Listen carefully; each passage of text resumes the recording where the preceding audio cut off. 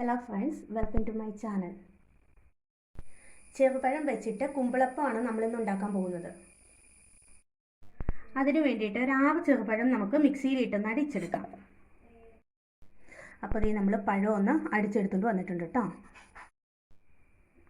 അതിനു വേണ്ടിയിട്ട് 1/4 കിലോ റവ എടുത്തിട്ടുണ്ട്. വറുത്ത റവ തന്നെ വേണം കേട്ടോ. അത് നമുക്ക് ഇതിലേക്ക് ചേർത്ത് കൊടുക്കാം.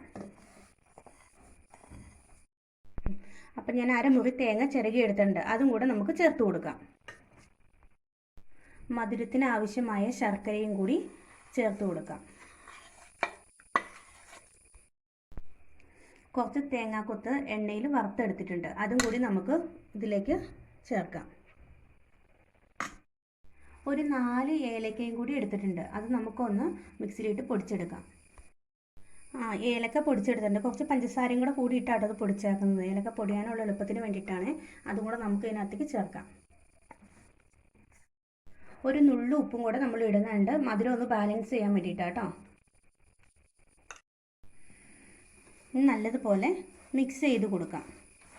ശരിക്കും നല്ലതുപോലെ കുഴച്ചെടുത്ത് വെച്ചിട്ടുണ്ട്. അപ്പം നമുക്കിനി ഇത് കുമ്പിൾ കുത്താം.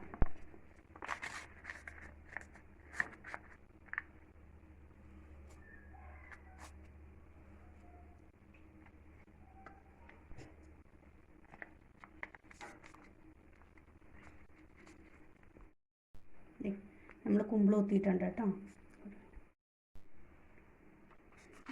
നേരത്തെ കുറച്ച് കുമ്പിൾ കുത്തി വെച്ചിട്ടുണ്ടായിരുന്നേ.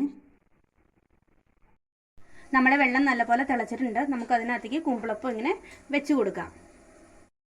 നമ്മൾ കുമ്പിളപ്പം എല്ലാം അതിനകത്തേക്ക് വെച്ചിട്ടുണ്ട്. ഇനി നമുക്ക് നല്ലതുപോലെ ഒന്ന് മൂടി വെച്ച് ആവി കയറ്റിച്ച് വേവിച്ചെടുക്കാം. നമുക്കിത് വെന്തോന്ന് നോക്കാം കേട്ടോ. പക്ഷെ അതിനു മുമ്പ് ഈ ചാനൽ കാണുന്ന എല്ലാവരും ഒന്ന് സബ്സ്ക്രൈബ് ചെയ്യണം, ഷെയർ ചെയ്യണം, ലൈക്ക് ചെയ്യണം. പിന്നെ നിങ്ങളുടെ വിലപ്പെട്ട അഭിപ്രായങ്ങൾ കമൻ്റായി രേഖപ്പെടുത്തണം. നമുക്കിത് വെന്തോന്ന് നോക്കാം. ഇത് ഏകദേശം വെന്തിട്ടുണ്ട് കേട്ടോ. ആയിട്ടുണ്ട്.